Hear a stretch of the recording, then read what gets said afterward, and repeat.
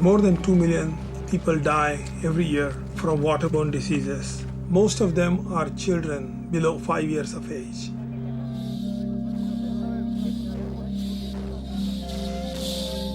We have millions of people in the United States. Every morning they get up and turn on the tap not knowing that there's rocket fuel in their water supply.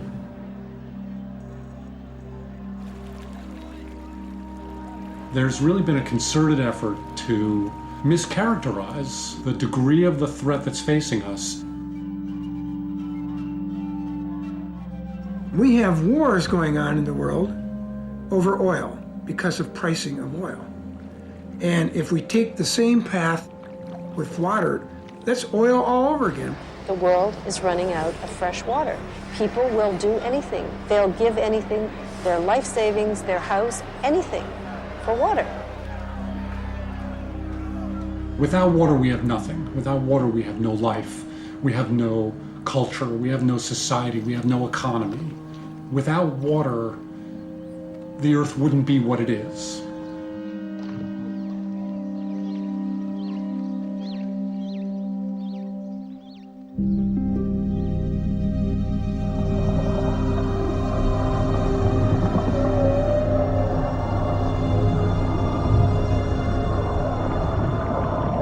When you think about our planet, it is one huge living body because of the water that flows through it.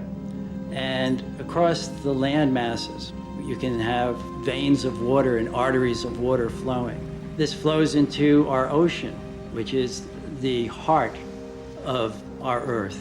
And it exhales. It evaporates water and puts water back into the hydrologic cycle, which then again goes up to the mountaintops and again comes down in the form of veins and arteries. So our planet is just one huge living body with water constantly circulating through it, and it is the water that gives it life. We too are like the surface of our planet, 70% water and 30% solid. We too have a heart. We have 60,000 miles of veins and arteries. And just like the earth recycles the water, we have a water cycle within us.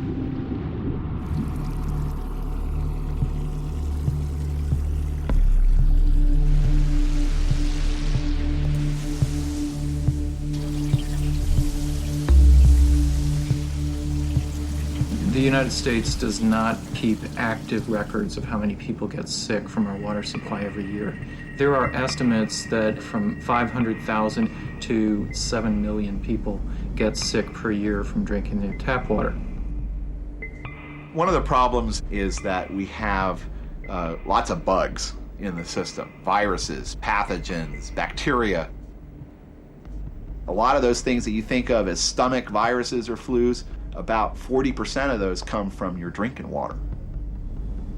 We are not removing things like industrial chemicals, rocket fuel, pesticides, certain pharmaceuticals, drugs that were discharged either by big animal factories or by sewage treatment plants. A lot of people think they don't have to worry about their water supply because they go out and buy bottled water. Well, we have news for them. In fact, a lot of your exposure to many of the chemicals comes from the simple act of showering in them. So some of these more volatile pollutants come in through your skin. There are over 116,000 human-made chemicals. We have no idea how they interact. We are becoming experiments for these synthetic chemicals. And when the liver takes these chemicals out of our bodies, what happens? They get flushed down the toilet. And then they go into the aquifer. And then they go into our rivers and streams. We take the water from the rivers and streams and we put it into our public water supply systems, and we're drinking it again. All those pharmaceuticals, all those cosmetics, all the stuff that's in there, you know what? It's changing the chemistry in our bodies, and it's hurting us.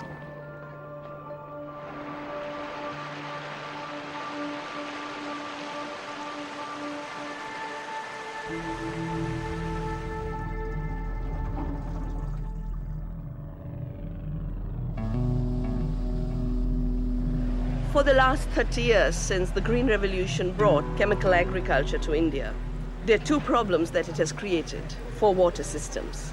The first problem is the crops are actually highly inefficient in water use. They need lots of water to dissolve the chemicals, and that means 5 to 10 times more water is used to produce the same amount of food. 70% de la consommation mondiale est d'origine agricole, 20% d'origine industrielle, 10% les usagers domestiques. C'est les usages agricoles et industriels qui font qu'on a besoin de plus en plus d'eau pour faire pousser les choses qui ne devraient pas pousser à tel endroit. Et évidemment, pour faire pousser tout ça, il faut aussi des engrais, des produits phytosanitaires, de la chimie. Et évidemment, la chimie avec l'eau et dans les terres, ça ne fait pas bon ménage.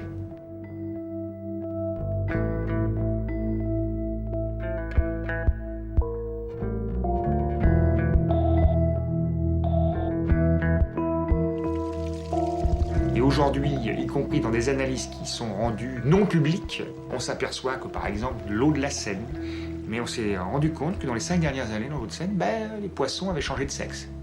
Il n'y avait que des femelles, il n'y a plus de mâles.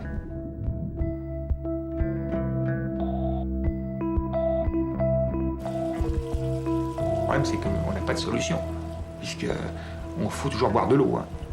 Même si vous croyez en Dieu, malheureusement la pollution elle est diffuse. Hein.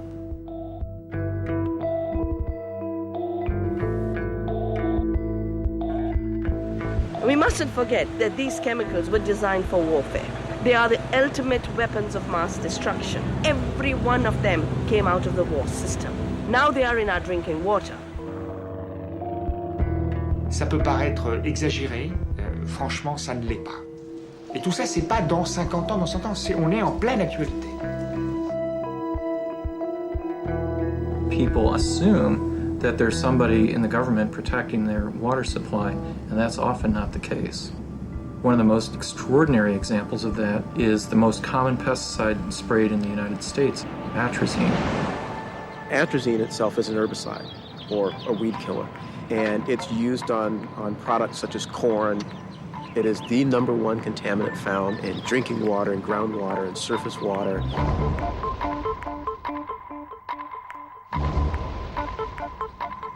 Initially, we were contracted by Syngenta, the makers of atrazine, and their interest was in trying to understand whether or not, so they said, whether or not atrazine could function as an endocrine disruptor, meaning could it interfere with hormones such as thyroid hormone, testosterone, estrogen.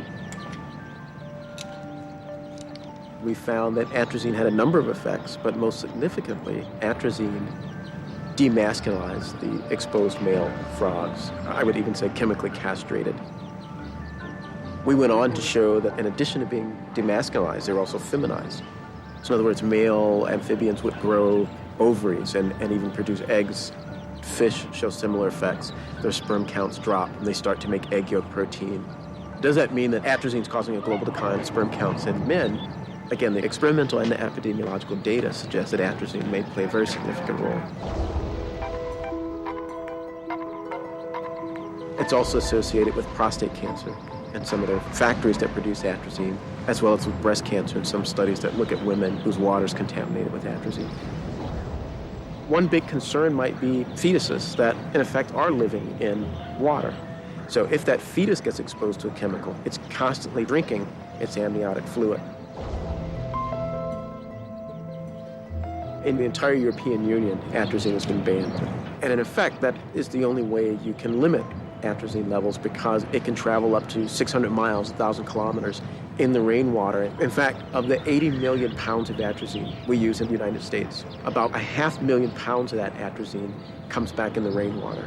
And the irony is, I guess, that here's a European company selling 80 million pounds of a product in the United States where it's not even legal in the home country. When the Environmental Protection Agency under the Bush administration decided that it needed to at least appear to do something about the problem after we sued them, they ended up sitting down with the people that made atrazine in private negotiations. They met over 50 times privately with the company, and they cut a deal. No crackdown, no enforcement action, no banning the pesticide.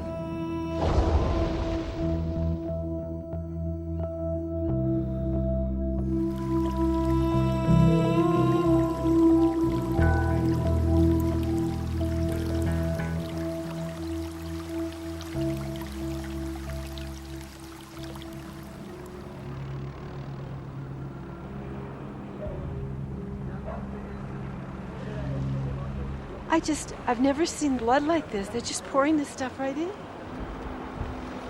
This is going into Lake Titicaca, which is the sacred lake to the indigenous peoples here. We can see that because that's the part that it's open. Of course. But you don't see the whole thing that they are doing to the river what they're here. going to do here is they're going to divert it. Yeah, and they're just going to cover. Yeah. They're not going to clean it up. It won't be so ugly and open. Yeah. It'll still smell the way it smells. Y precisamente se tenía que inmovilizar a la fuerza este río porque hay mal olor porque sale del matadero. La sangre, todo lo que carnean el ganado. Esa agua sucia echan los vecinos. No tenemos alcantarillado en algunas zonas. Entonces esos vecinos a la fuerza tienen que salir a los riachuelos para hacer su necesidad. So let me understand. Suez said they put an $80 million treatment facility here. Not only did they not do that, but they've diverted the raw sewage into this river that goes into Lake Titicaca. Yeah, this is a river that crosses all the city. So it's around the city that they are doing the same thing.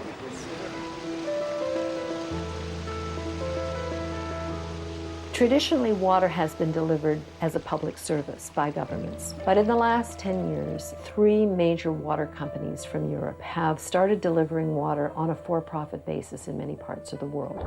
They are very powerful. They're all among the top 100 corporations, Fortune 500 companies. They're very wealthy. They're growing very fast. And basically, developing countries, poor countries, are being forced all over the world to hand over basic control of their water systems to a for-profit multinational from Europe or far away.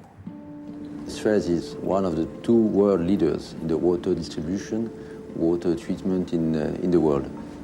I'm working with a French company, a large water operator called Vivendi Environment. We are active in more than 100 different countries. We are active since 150 years.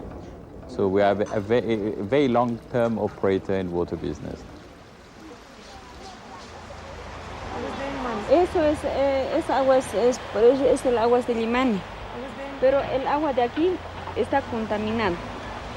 Ahorita está saliendo limpio, hace rato han visto que estaba negro el agua. Y ahora, un poco más tarde, el agua ya viene con gusanos. Así, jugando en la calle, vienen aquí, se reciben y toman esa agua. Entonces, esa agua les hace daño. El objetivo de la privatización fue el de dotar del servicio de agua potable y alcantarillado en las ciudades de La Paz y El Alto. Pero, durante todo este proceso, evidenciamos que solamente en la ciudad del Alto quedan excluidos 208,000 personas del servicio de agua potable.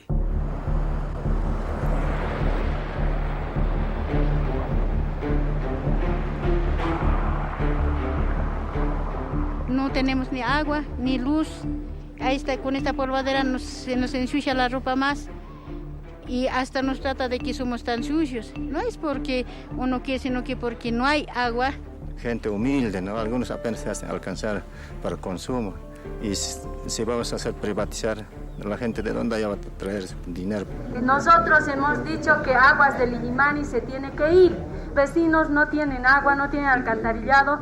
Como ustedes posiblemente se han enterado mediante la prensa en sus países, nosotros aquí en Bolivia estamos llegando a sufrir. Pueden comprarle a nuestro dirigente, pero no nos van a comprar a todos. This is a country in which nearly 1 out of every 10 children will die before the age of 5. And most of those deaths are related to illnesses that come from a lack of clean drinking water. So when people of El Alto say enough with water privatization, it's because if they don't have access to clean drinking water, their children's health is at risk.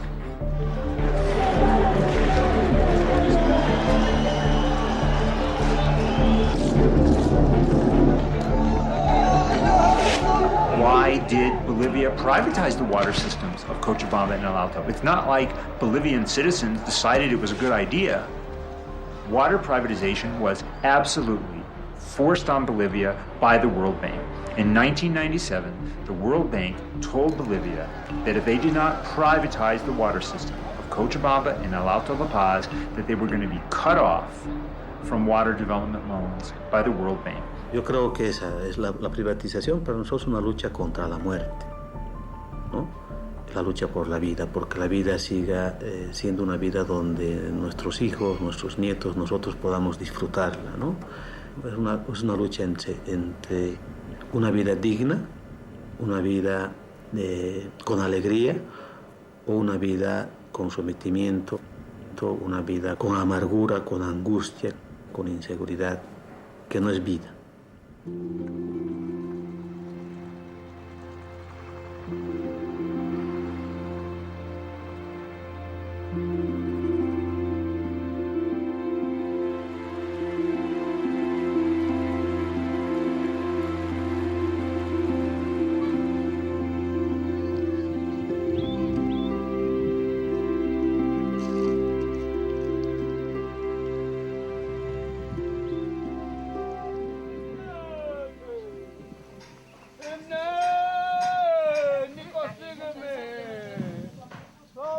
Ngo-2000 ngoSeptemba mhla 19 wagula waphathwa yisisu. Shuthi wagula nje 3 days. Shuthi kwakwenziwa amanzi siwasebenzisayo. Amanzi nje angahlanzekile sasiwakha emfuleni. Kusho ukuthi nje ngingabe ukuthi njengoba ngimdala la ekhaya ngizizwa ngumuntu ogqilazeke kakhulu. Abafundayo engazi ukuthi ngabafundisa ngani kanjani ngabondla ngani kanjani. Akukho ukusithembisa okungcono ngoba nakho lokho okuzayo owemali vele okuphoqa ukuthi imali uma ungenayo ugcina futhi ubuyelile khona emfuleni. Phindela khona lapho emfuleni ungcolile. Bake bafika basitshela ukuthi funa mangabe sibuye kowakha siwenze njani. Kokungabe ezempilo. Shuthi akwenele ngoba manje ngisho ungawakha nakho vele lokho abathi asikusebenzise kuyimali. Imali mayingekho akho into ongayenza. Kuyikho ukuthi vese phuze wona enjengoba enjalo. Esisuke sisaba kodwa uma amanzi engekho ayikho into ongayenza. Yikho kuvela uphuze khona lokho noma ukwazi thina.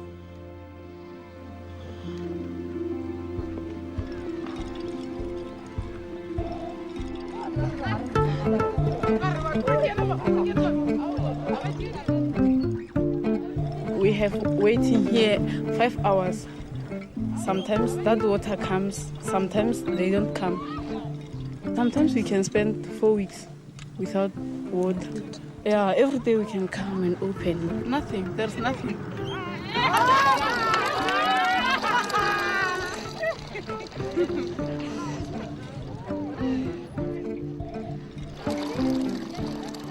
Cost recovery is kind of the new Bible, you know, that we have in South Africa, that everybody must pay for whatever service you get.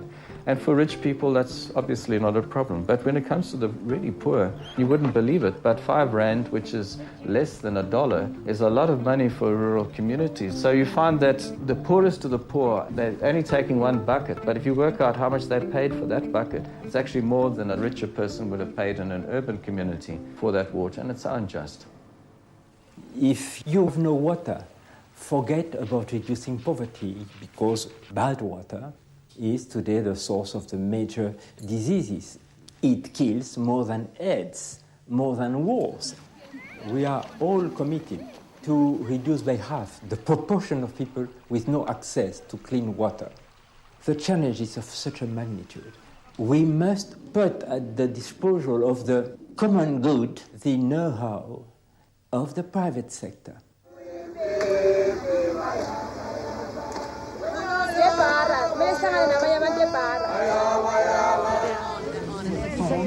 Par mois. En fait, on les paye par mètre de réseau. Let's find out. All right.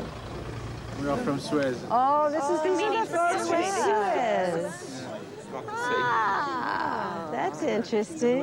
At first, when these private companies went into developing countries, they were welcomed by the people because they were going to bring water and they were going to bring investments. Of course, what people didn't understand was that they're not bringing new investments. It's paid for by the public purse and by the World Bank.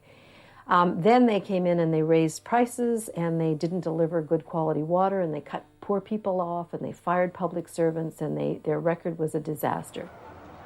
They are bringing water to poor areas, but they're bringing the water where you have to put in a little card to get that water. This country is perhaps the leaders in a new technology, prepayment, water metering? Yeah, actually, this is the book that we got that is showing people how to use a prepaid meter. But the fact is that this book is written in English, and then half of this community, they don't understand English. The consumer needs to pay up front for the supply of water. You have to have this token to pay for water. If I want to have water, I have to put my bucket here. You see? That's how I get water. You've actually got to change the thinking, the culture of people to understand that they should pay. You shouldn't have to force them to pay. They should want to pay. By telling a woman who's got nothing, in order to get your water, you must put in a card that takes your meager amount of money. What is she going to do but go to the river and take that dirty water and die of cholera? And then you say people don't know how to practice hygiene. The people here don't know. We just asked them. They don't know that they're getting prepaid water meters. With what we've done with them. Yes, they don't have a choice. These people are poor. They don't have a choice. They're not being educated about the implications of the whole process. They don't even know they're having because we don't give them a It's choice. impossible to discuss with you. It's impossible. You're insulting me. So we are going. People are to pay regarding what they consume. When you know, then you're going to start. The placards of the post-liberation period said, free water, free electricity, houses for all.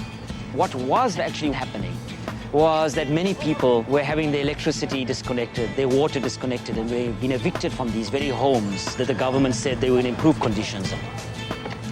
People then started saying, we will reconnect illegally, but we will reconnect openly. There are whole townships that are reconnecting people's water. There are women plumbers here. We learn the job from the men because when the men are not here, we are the ladies who reconnect the water and reconnect the lights. The water has been stopped and we just battle and, try and get water from, from containers and things like that. They talk about water in school and water is precious. Very precious. And water is so important, We really need to use water all the time. So we don't know. When you hear people saying the water for the people, we have no problem. Water should not be a commodity, we have no problem. We are just the operator, like an hotel operator, who operate the system because we have a very long-term experience. We sell our knowledge. We have a know-how, we have the technology. We know how to organize very big networks, bringing water to the homes. Today, more than 30,000 people are dying every day from water disease. The ideal objective would be to bring clean water to everyone. C'est des sociétés qui ont été créées il y a 150 ans, par des banquiers. C'est ça qui est important de savoir. C'est pas des sociétés philanthropiques, ces multinationales. Donc, le message aussi altermondialiste de ces multinationales est un langage vraiment scandaleux, parce que quand ils disent « c'est nous qui allons régler la misère du monde en matière d'accessibilité à l'eau », mais comment des actionnaires de Veolia peuvent attendre quelques 10 ou 15 ans pour qu'on amène de l'eau à des gens qui ne peuvent pas la payer? Ça ne les intéresse pas. You cannot deliver the same amount of good quality water or healthcare or education or anything else to a population that needs it if you're also providing profit for your investors. It's just basic common sense.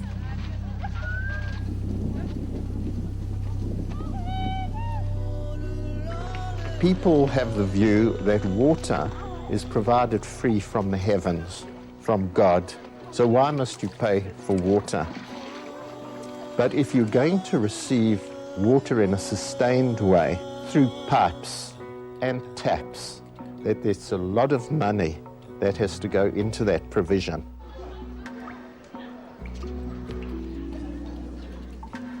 We are quite sympathetic to the fact that you have to run this city and you need money.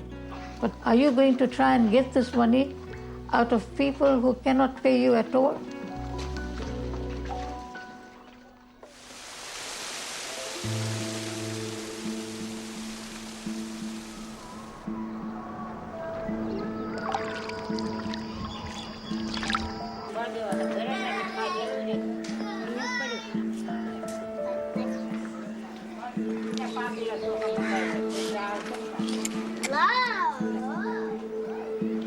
one of the UN resolutions, the Millennium Goals, they want to reduce the number of people, the percentage of people without access to drinking water by half by the year 2015. But if you continue to provide drinking water using conventional methods, using centralized treated water piped to various locations, the cost becomes unaffordable because most of these rural people live in small settlements dispersed widely. So one must think of ways to do it outside the box, as the saying goes. Almost everybody in India has an experience with biologically contaminated water. In my case, I lost 5 of my cousins to diarrheal disease while I was growing up. I was just a child. It's only when I grew up and I had my own children that I had some appreciation of what a disaster it must have been for my aunts and uncles. The fact that ultraviolet light kills pathogens or bacteria in water has been known since 1920s. I came up with the idea to disinfect water with UV light in a way that is affordable because nobody else was doing it. It's something that should have been done and could have been done by many, many people much, much earlier, but it just wasn't. In this state of Andhra Pradesh, last year, 70,000 people died from dirty drinking water, despite official claims that, it's available within, 2 kilometers of walking distance. Tens of thousands of people in every state of India lose their lives to dirty drinking water. ఈ water health రాకముందు మేము ఈ బావిలో నీళ్లు చెరువులో నీళ్లు తీసుకొని తాగేవాళ్ళము. అవి త్రాగినప్పుడు మాకు చాలా డిసీజ్ కలరా అవి ఇవన్నీ వచ్చాయి. The daily operation of the system can be taken care of by the local community. The price at which they buy the water from themselves provides enough revenue to employ the person who actually maintains the system, who's a local person. So it becomes a financially viable, self-sustaining model of how a community can pay for safe drinking water for people who have never had safe drinking water in their whole life. ఈ రాకముందు చాలా ఇది చేసాం.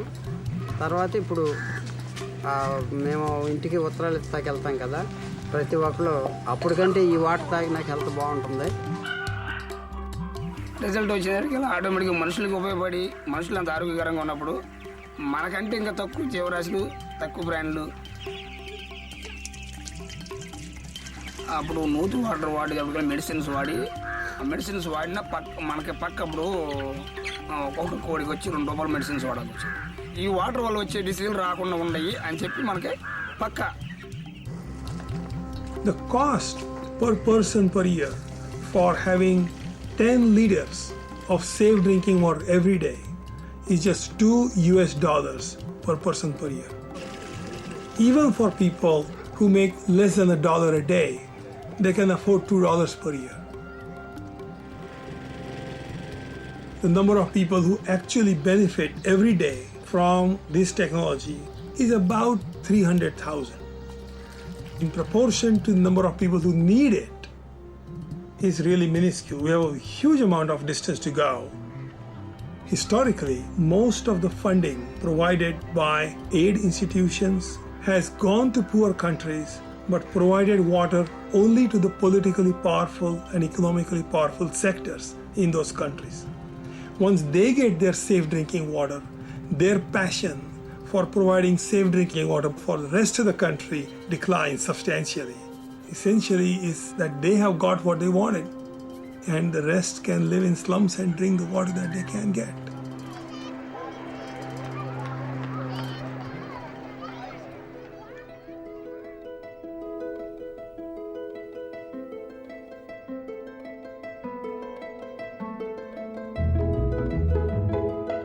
For the longest time, people have taken water for granted. Most people don't think about where their water comes from. They just turn on the tap and they expect it to be there. Those days are ending. This notion that we'll have water forever is wrong. California is running out. It's got 20-some years of water. New Mexico's got 10, although they're building golf courses as fast as they can, so maybe they can whittle that down to 5. Arizona, Florida, even the Great Lakes now, there's huge new demand. The Nile River doesn't reach its end. The Colorado River, the Yellow River in China, they, for the most part, don't flow anymore to the sea. So this notion that somehow these problems are far away, get rid of that.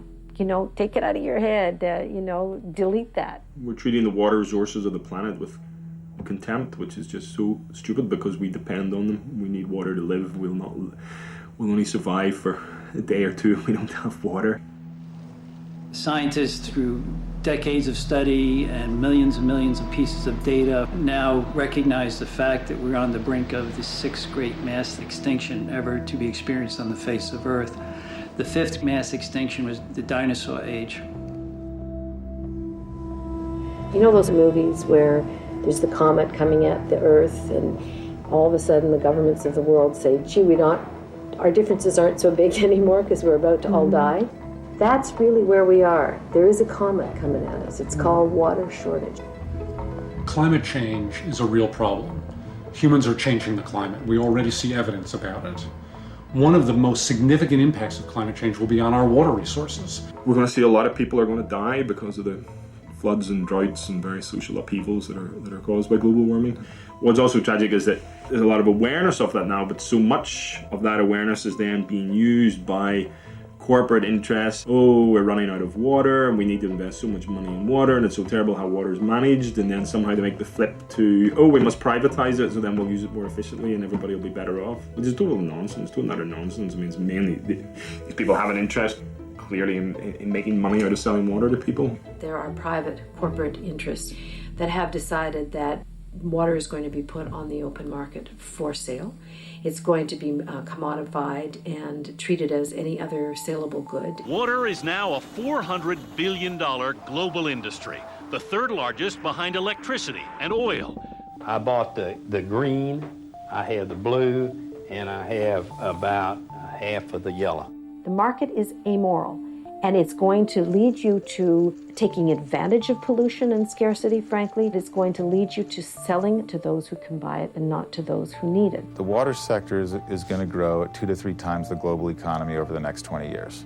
By buying the companies that source, treat, distribute, and monitor our water supply, you're likely to have a pretty strong investment over the next decade or so. People say that, well, water's a lot like air. Do you charge for air? Of course not. You shouldn't charge for water. Well, okay, watch what happens.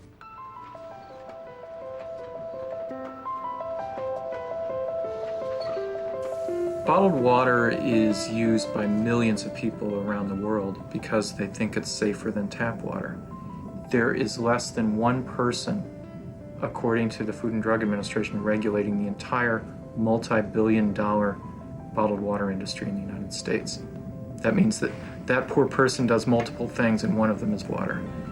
The Food and Drug Administration, if you ask them what's in any brand of bottled water, they'll say, we have no idea.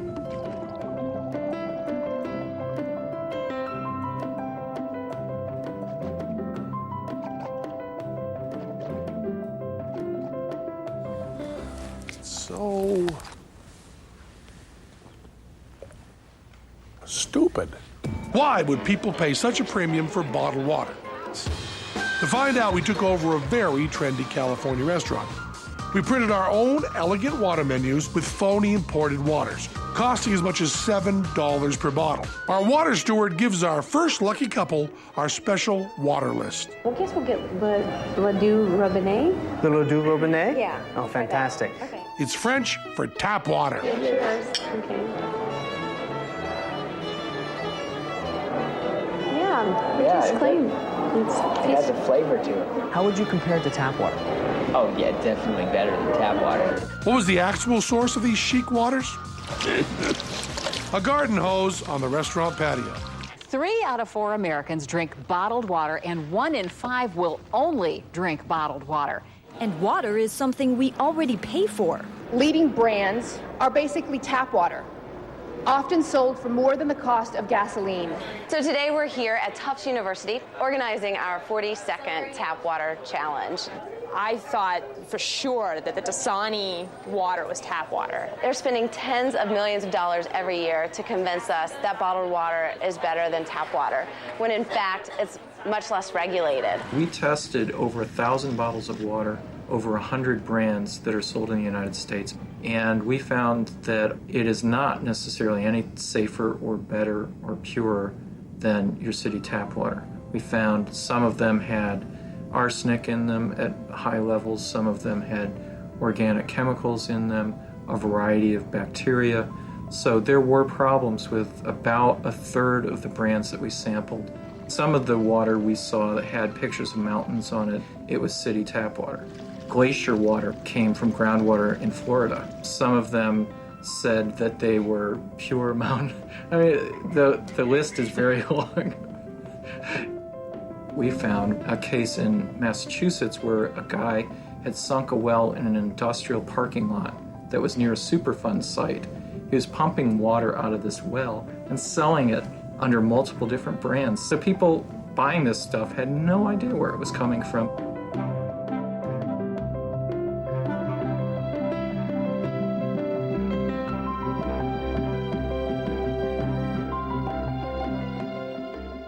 The dream of pure water for all is within reach for the humankind. The World Water Council was created at a meeting of big, powerful water interests in 1997. They came together to promote corporate takeover of water. They will not tell you that. They'll say they came together to bring water to the world's people. But if you look at who is at that founding meeting, it's all the big water corporations, it's the World Bank, it's a lot of the international development agencies. And so they came together to promote a vision of a water future that's based on water as a market good. Most Americans have no idea what the World Bank actually is. Do you agree with that? Unfortunately, I do. And it's sad because we deal with the question of governance, the question of corruption, questions of environment, questions of health, questions of education, and ultimately those things are at the core of peace. How can you keep loaning poor countries money to meet their basic needs? It is completely predictable that what happens is poor countries end up with debts they can't afford, and that debt becomes the noose around their neck with which the World Bank and the IMF become the government. There is a political set of questions to be asked around this. Who owns water? Who gets to make the decisions about water? Why is this group, the World Water Council and the World Bank and these big water corporations, why have they got to set themselves up as a global high command of water and make decisions for the rest of us? Who exactly elected them? Quand le président du Conseil mondial de l'eau, qui organise tous les grands forums à la gloire des multinationales, n'est autre que le président d'une société à Marseille qui appartient à 50% à Vivendi, 50% à Suez. Et quand vous savez que Michel Canne-Dessus, qui est l'ancien président du FMI, et qui a comme ses deux conseillers principaux les deux numéros 2 de Suez et de Veolia, on a compris, tout est contrôlé, vicié. Simplement, les gens ne le savent pas. And this is a club that decided, I think before the rest of us understood, that water is the most precious commodity for them in the world. It's blue gold. They're going to make tons of money, and more importantly than money, because you really need to compare fresh water with oil. It's about power. It's about which sectors of society, which countries, which governments, which corporations are going to control the blue gold of the future. Water is for survival, and who owns the water for survival owns you. And that's the picture that people have to understand. Have you ever seen any of your victims? Victims? Be melodramatic. Look down there. Would you really feel any pity if one of those dots stopped moving forever? If I offered you 20,000 pounds for every dot that stopped, would you really, old man, tell me to keep my money? Or would you calculate how many dots you could afford to spend? Free of income tax only. Free of income tax. The only way you can save money nowadays.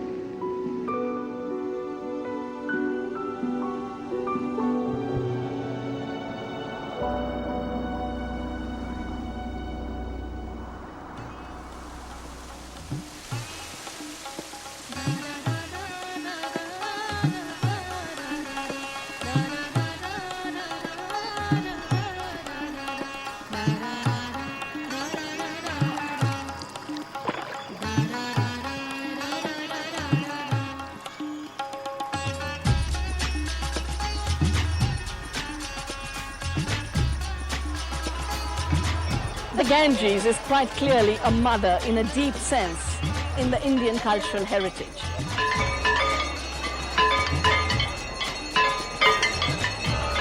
We bring the ashes of our people to this river when they die.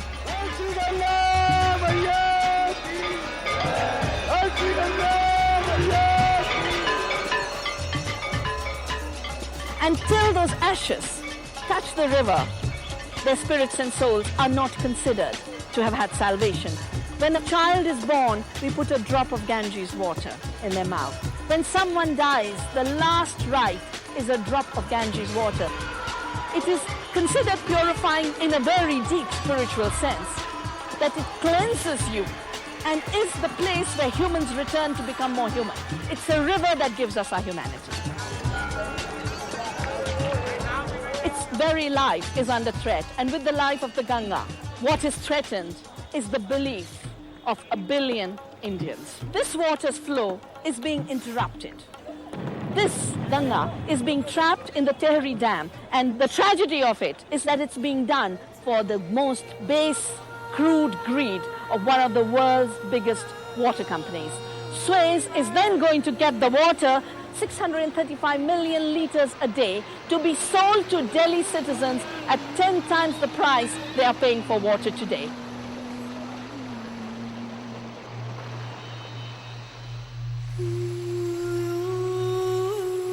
In the 1800s and the 1700s, and going back even further in time, society lived on the resources that we had.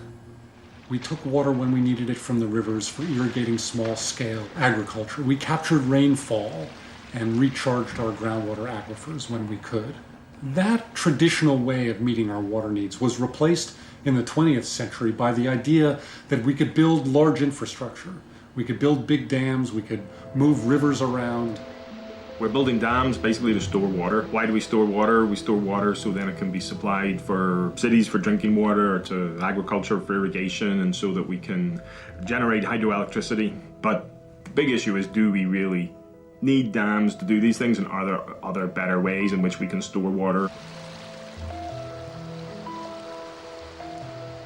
When we dam a river or change the course of a river or straighten a river, we are playing with a very powerful thing, and we are altering ecosystems in a very short period of time that took thousands or millions of years to adapt and to evolve. In the river, you have organic matter that would flow down the river and feed all the life forms in the river and all of the life forms along the river and feed our oceans. When you put up a dam, that organic matter gets captured behind the dam, and it begins to rot, and it creates methane gas. And methane gas is one of the gases that contributes to the greenhouse effect on our planet. When you calculate the global warming impact of the reservoir, it can be many times worse even than a coal plant. Sometimes 20 times higher than a coal-burning power plant. Invariably, when a dam is being built, you hear justification for the dam based on it's going to provide water for the poor, it's going to provide water for these drought-prone areas which are so badly in need of water, and you get this feeling that this is some great development project to help the lives of the small farmers and the poor people in whatever country we're talking about. Actual experience shows that this doesn't happen, that those who are able to benefit from the increased irrigation water invariably are the larger farmers.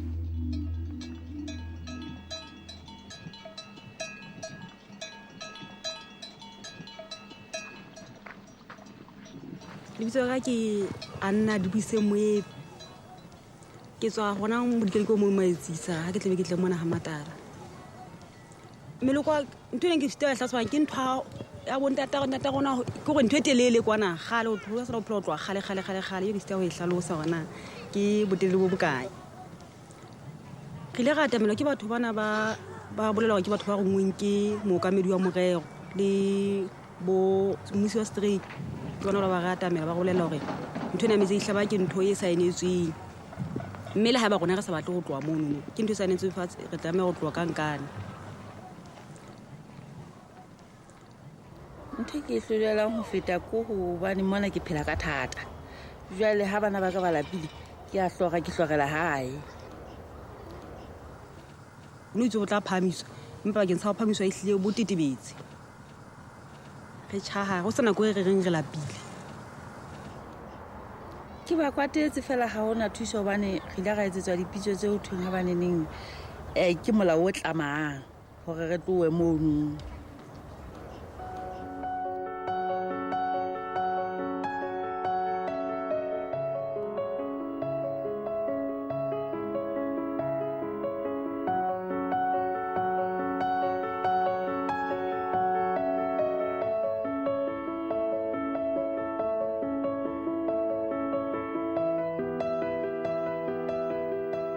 Worldwide, the most shocking impact of large dams is the displacement of communities. According to the World Commission on Dams, somewhere between 40 to 80 million people were displaced by large dams in the 20th century. We're talking tens of millions of people. We're talking the population of a large European country. This is really a huge number of people.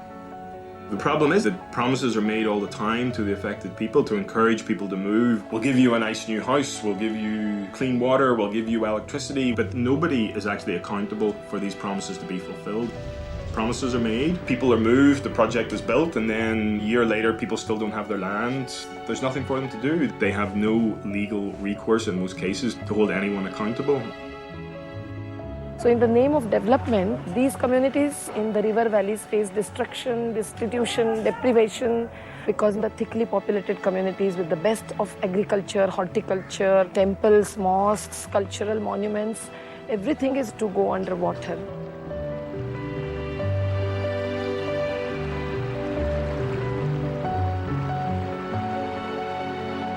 Impa ba yang dibakeng tsena le marena ba ise mareneng mme ke dumela hantle gore le ba bang mantse ba setse ba ba holo ba gale kwana ba ntse ba kwaletswe ke letamo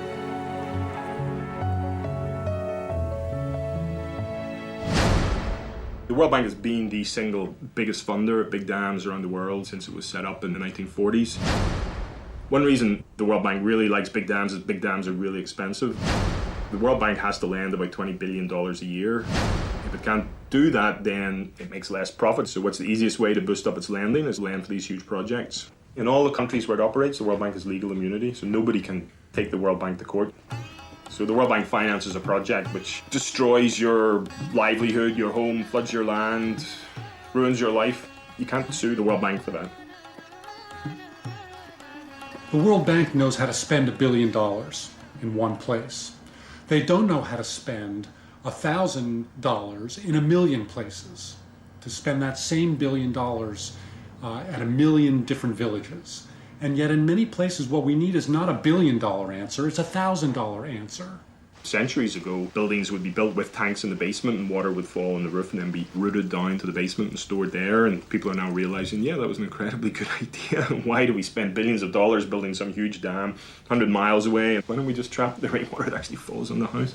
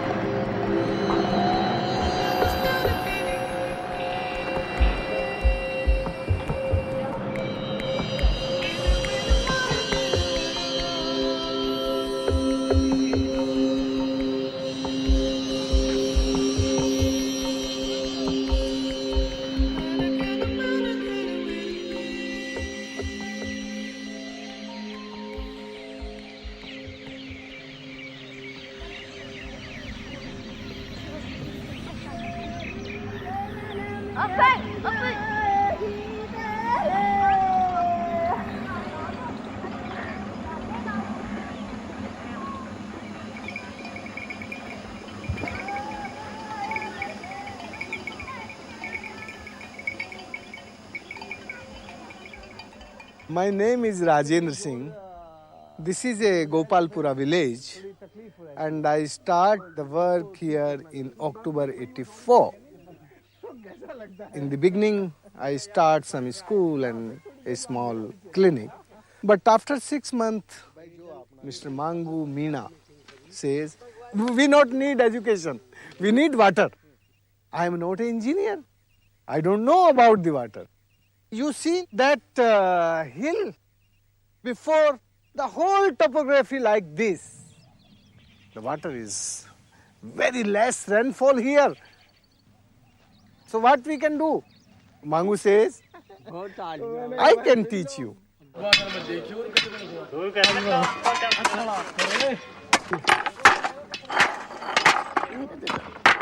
We have a very great wisdom of water conservation and water harvesting in my country.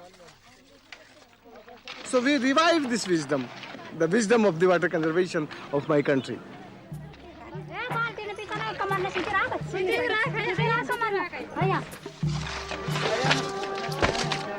Before this, lot of problem here, and well is completely dry, no water here. So this hill and that hill we can join with this water harvesting structure, and all water come that side. So all collect here and recharge underground aquifers, and water go on the wells, and they are using for agriculture and for drinking.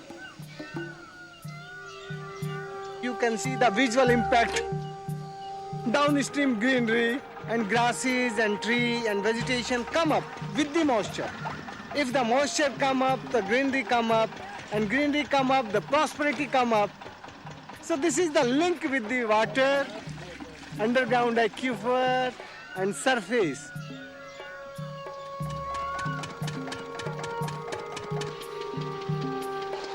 Due to this water conservation, our farmers are taking good 2-3 crops. So now the much grains is coming. Now we are giving the grain to the cities. We are giving to the vegetable to the cities. Now the city people coming in my village for the employment. Now more than 7,600 water harvesting structure we construct with the community force, with the community mobilization, with the community strength. Green forest in desert of Rajasthan. When we start this water harvesting structure, they give the notice to me, a legal notice. Under the Irrigation Drainage Act 54, they are saying, you catch the rains here. This rains is not yours. Who is this water? I ask the question. Who is this water? Yours? Government's? No. Water is a natural resource. Water is a common resource. Water is not a property. Water is a resource for the life.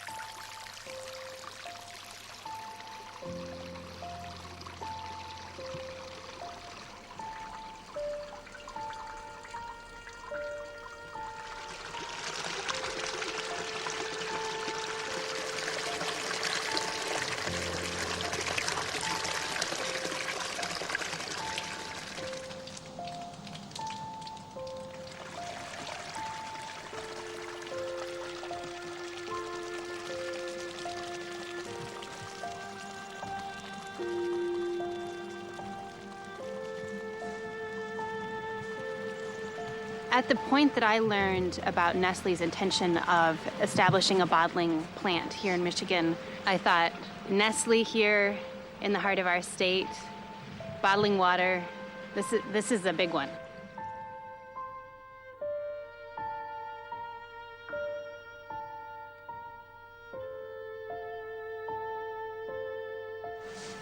They're pumping upwards of 450 gallons per minute.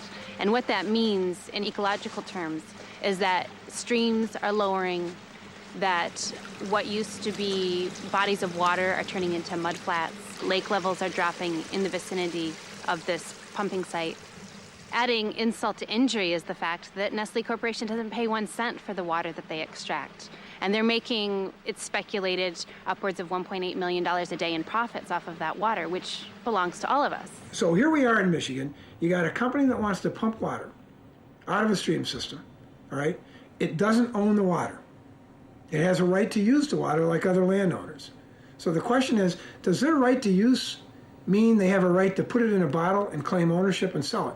That was the basic question. We asked for a moratorium and said, give the people more time to research this, to find out, is this what the community wants? And the township officials basically said, we know what's best. When citizens hear about a project, you can be sure the company's been there for at least a year already. They've talked with everybody they need to talk to. They've been given the green light informally. Nestle Corporation received $10 million in tax abatements over 10 years. So not only are they not paying for the water itself, but they're not even contributing to the local tax base of that community. And the DNR leased that property to them for 99 years for $63,000. Nothing. And you see these semi-trucks traveling in one right after the other to pick up this water, which has been pumped from the ground, has traveled through 12 miles of stainless steel pipe. They've treated it with chemicals. They've put it in plastic bottles, which are a non-renewable resource. They're polluting our watersheds the moment you've consumed the water. And I'm sure a lot of it will end up right back up here because they sell Ice Mountain in the area. So it's ludicrous. They make scads of money giving our water back to us. They're being sued in 5 states. In Zephyr Hills, they took so much water that there are huge sinkholes where the land is sinking. And I live on a farm, and I don't want my little stream to disappear, and they want to put more wells up in Everett.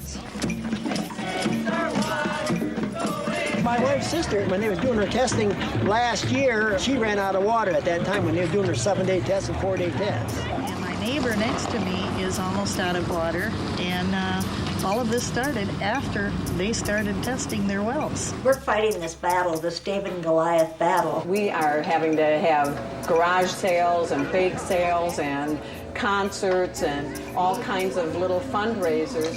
Court is now in session. The Honorable Lord C. Root presides. You may be seated. The UN is saying in their reports, by the year 2020, we're going to have half the world's population without adequate water. By God, they're coming after Michigan's water. When Nestle came into Michigan, they said, we're a good corporate citizen. We're not going to hurt anything. We're responsible. During the trial, the company kept pumping during a season of drought. Any of the predicted reductions in flow in deadstream will have absolutely no effect on that ecosystem. The stream area in front of one of the clients' homes was basically a mud flat. I cross-examined the plant manager and I said, look at these pictures, there's a mud flat here. Don't you think you ought to stop pumping? They kept pumping even then. Some of these small channels that flow into the lake from these springs along the North Shore almost stopped flowing. The reality was, no matter what they said, there was significant adverse impact and they kept pumping. We had a petition drive. And a couple of weeks later, citizens are calling me and saying, someone knocked on my door and it was a private investigator. They even hired a firm that came around and went to people's doors, knocked on their door and said, did you sign a petition?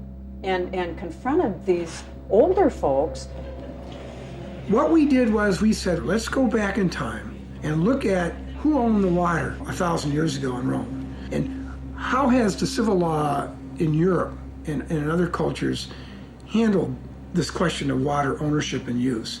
And what we found was that water has always had a public aspect to it. This water has always been considered not owned by anybody. I mean, today we think, well, isn't that profound? It's not profound at all. I mean, that's just common sense. You look at the sun. Do you own the sun? Water is this transient gift on Earth for life, moving and flowing. And inherent in its transient nature is the idea of commons, things that are not transient, like this pen, okay? You can pick up and own. Things that are transient, you don't own. The judge ruled, he simply said, look, a diversion of water for selling somewhere else that diminishes the flow or lake, the integrity of this flow of water is unlawful. It cannot be done. They do not have the property right to do it, and he told him to turn off the pumps.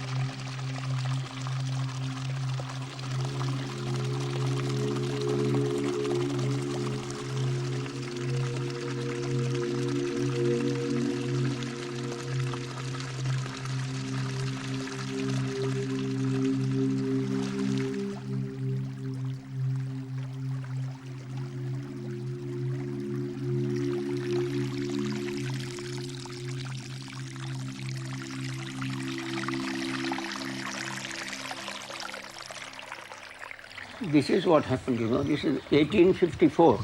The American Indian chief of Seattle replies to an offer from the white government of the United States to buy, within quotation, to buy a large area of Indian land. How can you buy or sell the sky, the warmth of the land? The idea is strange to us. If you do not own the freshness of the air and the sparkle of the water, how can you buy them? You don't own them. Every part of this earth is sacred to my people. Every shining pine needle, every sandy shore, every mist in the dark woods, every humming insect is holy in the memory and experience of my people.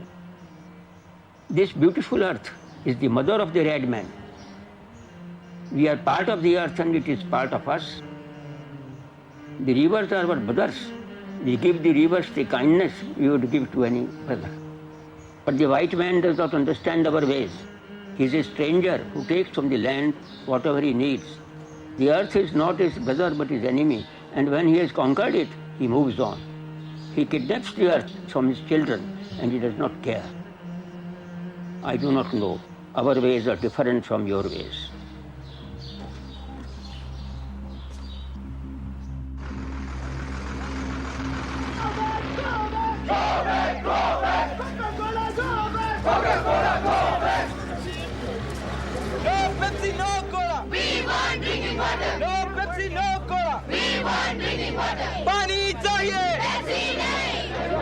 When I first came to Plachimada last year, my sisters were sitting alone, having persisted for a year to tell Coke to go home. What's happening here is that these women from all generations are being put off the land by Coca-Cola, which is across the road stealing their water, bottling their water, poisoning their land. Their wells are running dry, their food isn't good anymore, the water's impossible to bathe in. So these people have been in a sit-in like this for almost 2 years now. Every single day, they quietly, with great dignity, come here and speak their truth to that power across the road. Nobody in this country, especially the poor, have the luxury to sit at a time when they could be working to make a living. And I know that if our sisters and brothers are sitting here day in and day out, it is with a reason. ഈ company വരാത്ത മുമ്പ് ഞങ്ങളുടെ ജീവിതങ്ങൾ വളരെ സുന്ദരമായി ഉണ്ടായിരുന്നു. നല്ല വെള്ളങ്ങളുണ്ടായിരുന്നു, നല്ല പണി ഞങ്ങൾക്ക് പാടത്ത് പണിക്കല്ലേ പോകണം, പണികളൊക്കെ നല്ല പണി കിട്ടിയിട്ടുണ്ടായിരുന്നു. ഈ കമ്പനി വന്ന ശേഷം തന്നെ കമ്പനി വന്ന് ഒരു 6 മാസം ആകുമ്പോഴേക്ക് വെള്ളത്തിൻ്റെ ടേസ്റ്റുകളൊക്കെ മാറിപ്പോയി. കുളിച്ചാലും തല ചുറ്റൽ, ആ കൈയും കാലൊക്കെ ഒരു വേദനയും കുടച്ചിലും ഉണ്ട്.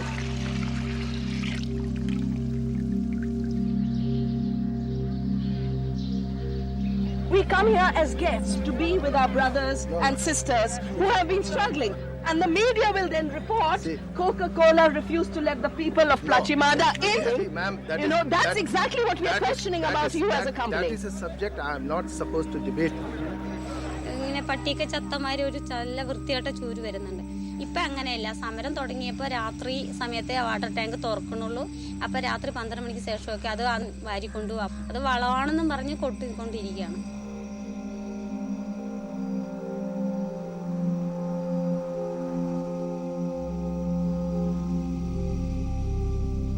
We have to work harder to do something about this because Coca-Cola and Pepsi and Nestle, let's not forget Nestle, is in communities. They're water hunters. They're hunting what's left of the purest water under the ground all over the world. And they're destroying communities in their wake and they don't care.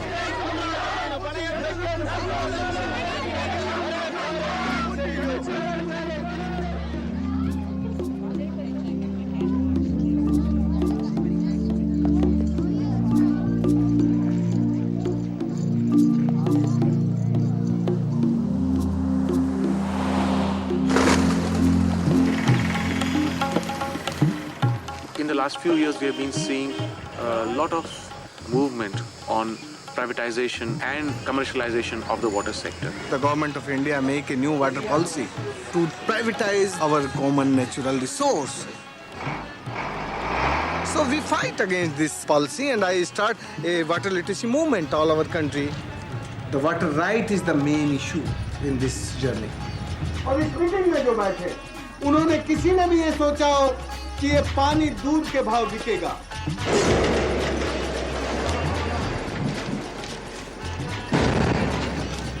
Before these multinationals, every village have the self-sufficiency, everything we have in our villages. After the multinationals, the seeds, fertilizer, even water, go in the hand of the multinationals. If they can control the resource of life, so they can control the whole thing in our country. What is also going to happen as a part of this process of commercialization is that the water resources that the people themselves have created are going to be either shut off or are going to be privatized. In the state of Madhya Pradesh, the Asian Development Bank has given a loan for improvement of water supply. One of the conditions of this loan is that public standposts from which the poor people draw their water will be closed down. Today it's the public standposts. Tomorrow it would be the wells and tanks which the people have built themselves. All these would either be privatized or would have to be closed down. So I think there is a very, very important connection that we need to make here. What happens when not just hundreds but thousands and even millions of people find their household economies, their work, their livelihoods collapsing? I think this is the hotbed from where all kinds of social ills or even terrorism, all kinds of civil disorders will spring from. When it comes to water and people's right to water, we have one common humanity and one common survivor. There is no substitute for clean, fresh water in local endowments of rivers, streams and groundwater. There is no substitute, there is no alternative, and that's why water must be protected everywhere. Never doubt that a small group of thoughtful, committed citizens can change the world. Indeed, it's the only thing that ever has. We are proof of that. This band of people in Michigan, which grew from a small band to 1,800 members now, and it's growing.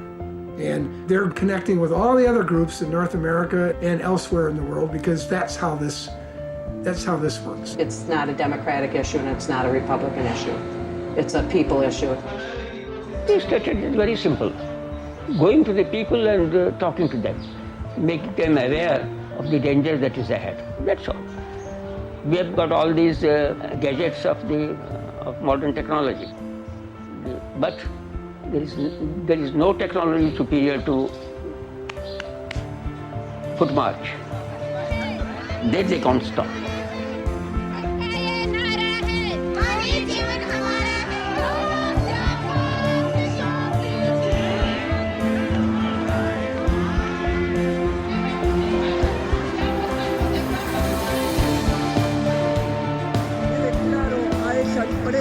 let it be clear to this company Suez that says we must raise the tariffs, and if we don't, they will leave. If they wish to go, they can. The people will know what they have to do. The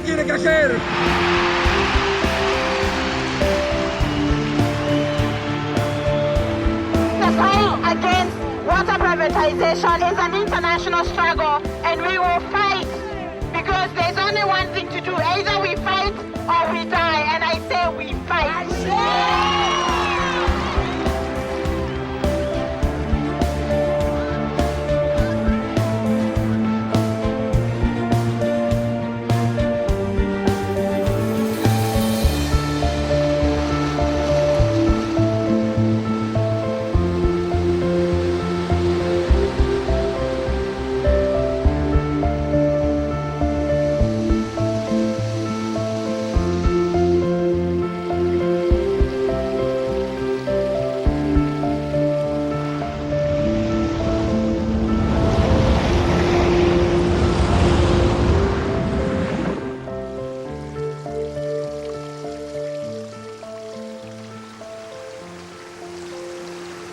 What if we work in harmony with water?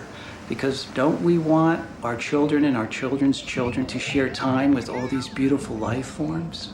I mean, do we come here to spend most of our time living in non-living boxes? And why are we here?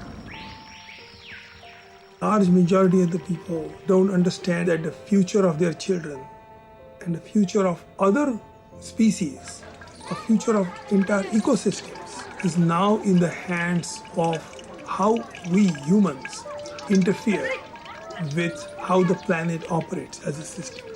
We want to leave a positive legacy for the future generations, not a disaster which they have to fight.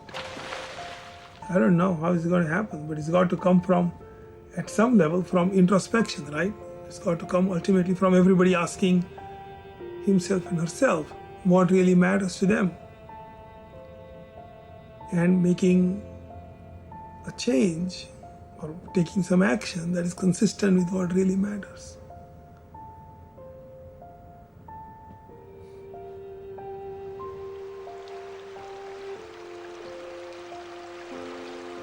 How much we are taking from the nature? Today we are taking everything from the nature, but we are not giving to the nature. So this is the relationship. Your lifestyle can survive with the friendship with nature.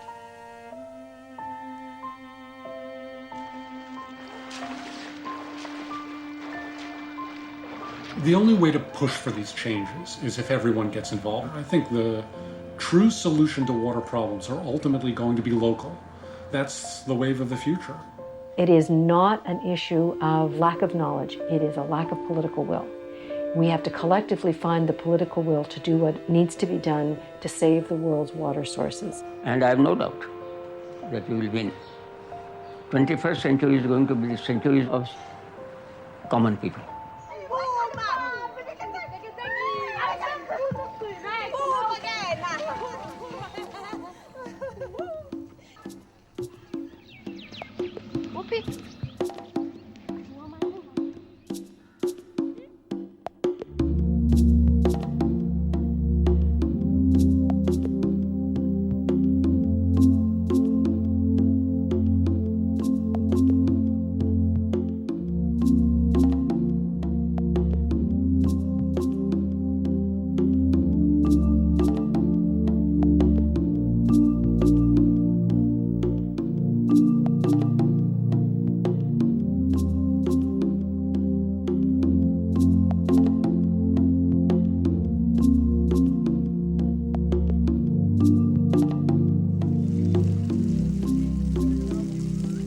In everything that we do, we need to pass a positive message to the children, and with things like water and the moon, the stars, these are all precious gifts that we are given, and I think it's a beautiful story for the kids to hear.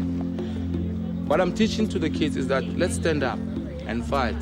One day you are going to change this, and you are going to make this community a better one. Wasathaga nje sithi phambili sithi umphakathi phambili ngawo phambili Mtswaleti community projects. Yeah. Kombi.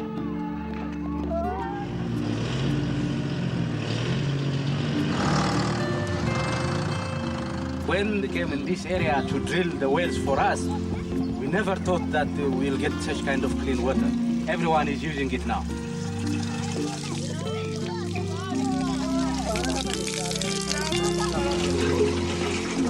There's so many things that can be done, big and small. This clay pump, it's put down where there's groundwater, and the children riding on this, they bring the water up into this huge tank, which then stores the water for the community. More and more people are looking at rainwater harvesting as a part of the solution, a way to really manage overconsumption of the aquifer. In fact, there are hundreds of homes in the Austin area of the Hill Country that rely on rainwater collection systems for their water supplies. It works very simply. The water is caught on the rooftop and is collected in the gutters and taken to a cistern or a very large storage container. And by balancing the size of the roof with the size of the tank and the number of people in the house, the overall water supply system can manage the ups and downs of dry and wet periods and provide a very reliable water supply.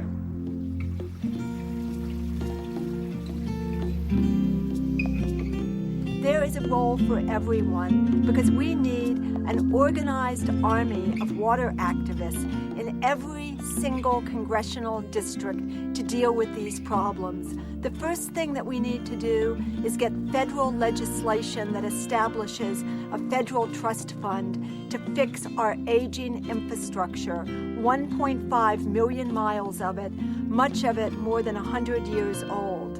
And we should remember, it was community leaders at the turn of the 20th century who had the vision and foresight to fight for the federal dollars to build the pipes that gave us universal service for water. If they did it, we can do it.